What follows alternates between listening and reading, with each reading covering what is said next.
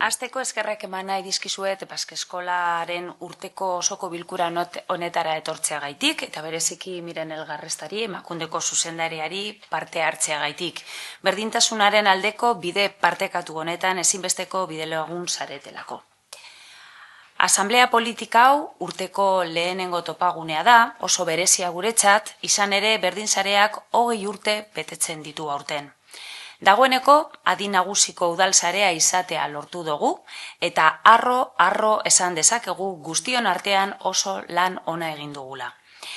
Ez da bide erraza izan, batez ere hasieran, baina gaur hemen bagaude pertsona askoren konpromiso irmoari esker da.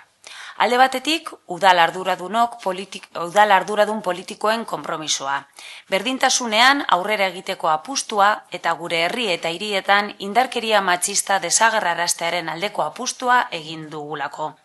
Eta bestetik, bereziki, berdintasuneko udal teknikarien konpromisoa. Urte hauetan berdinsarearen benetako motorra izan direlako. Udalerria ausarten talde txiki gisa sortu zena, 3 lurraldetako 89 toki erakundek eta 2 kuadrilek osotutako sare bihurtu da gaur egun. Elkarlana eta truke gune bat da, udalerrien gunea.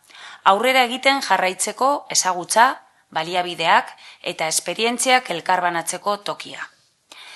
Berdinsarea, berdintasunerako tokiko politiketarako gune aintzindari eta erreferentziasko gisa finkatu da, bai Euskadin, bai Europan ere.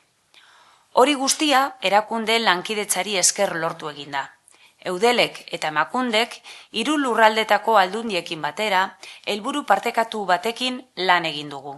Euskadin berdintasun politikak indartzea, tokiko politiketatik hasita eta udalerrien behar zehatzei erantzutea, herrialdearen ikuspegia ahaztu gabe. Lankidetza horren ondorioz, ekimen oso garrantzitsuak sortu dira. Hala nola, Beldur Barik programa, Basque Eskola emakume hautetzien sarea, edo gizon hautetziak berdintasunaren aldeko partaide egiteko programak ere. En estos 20 años hemos dado pasos importantes, pero también sabemos que los avances en igualdad nunca están garantizados. El momento actual vuelve a recordárnoslo así. Estamos viviendo cómo proliferan discursos contrarios a la igualdad y mensajes negacionistas de la violencia contra las mujeres, especialmente dirigidos a la juventud y amplificados en el entorno digital. Quienes cuestionan los avances del feminismo lo que buscan es dividir una fuerza que ha contribuido a construir una sociedad más igualitaria, más libre y más democrática. Y lo decimos alto y claro. Las políticas de igualdad no son accesorias, son políticas muy necesarias porque fortalecen nuestra democracia y contribuyen al bienestar, a la cohesión social y al futuro de las próximas generaciones. En este momento, el papel de los ayuntamientos es más importante que nunca, porque trabajamos desde la proximidad y nuestro trabajo cercano con las personas jóvenes, con las asociaciones y con toda la comunidad es clave para seguir ampliando los espacios de igualdad en nuestros municipios. Erderaz esan duan bezala, argi eta garbi esaten dut.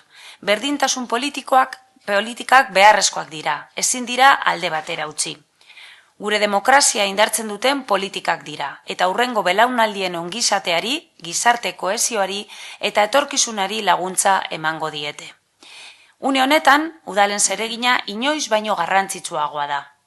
Hurbiltasunetik lan egiten dugulako, herritarrengandik, gazteengandik, elkarteetatik, komunitatetatik gertu gaude. Eta gure hurbileko lana funtsezkoa da momentu hauetan, gure udalerrietan berdintasun espazioak zabaltzen jarraitzeko. Bide horretan ere funtsezkoa den mezu bat azpimarratu nahi dugu. Berdintasunak gizonen konpromiso aktiboa behar du. Harreman berdin eta erantzunkideagoak eginez soilik aurrera egin ahal izango dugu. Indarkeria matxistarik gabeko benetako gizarte baterantz. Eta amaitzeko, etorkizunari begira gure sareak ere erronka garrantzitsuak ditu. Berdinsarearen bizitasunari eutsi behar diogu. Gainerako erakundeen eta gizartearen aurrean ahots kualifikatua, udalerrien ahotsa, izaten jarraitu behar dugu. Udalerriei euren berdintasun politikak garatzen laguntzen jarraitu behar dugu, eta arau eta gizarte eskakizun berrietara egokitu. Eta hori guztia egiteko, Udalerri txikienek ere aurrera egin ahal dutela bermatu behar dugu, eta haiekin baliabideak, estrategiak eta ezagutza partekatu behar dugu. Gainera, garrantzitsua da lurraldeen arteko desberdintasunak bateratzea. Udalerri guztiek aurrera egin dezagun estrategia komun eta koordinatu batekin herrialde gisa. Erronka horiei aurre egiteko, ibilbide horri argi bat dugu, berdinsarearen 2030 estrategia. Tokiko gobernuen zeregina indartzen jarraitzeko bidea markatzen du. Eta utzidazue ideia simple batekin amaitzea. 20 urte geroago, berdinsareak elkarrekin aurrera egiteko apustu sendoa izaten jarraitzen du. Berdinsareari esker, Euskal Udalok berdintasunean oinarrituta eraikitzen jarraitzen dugu herrialdea. Eta komunitate global batekin konektatzen jarraitzen dugu. Garai honetan, bere sareen bidez indartu eta berretsi behar dena. Eskerrik asko.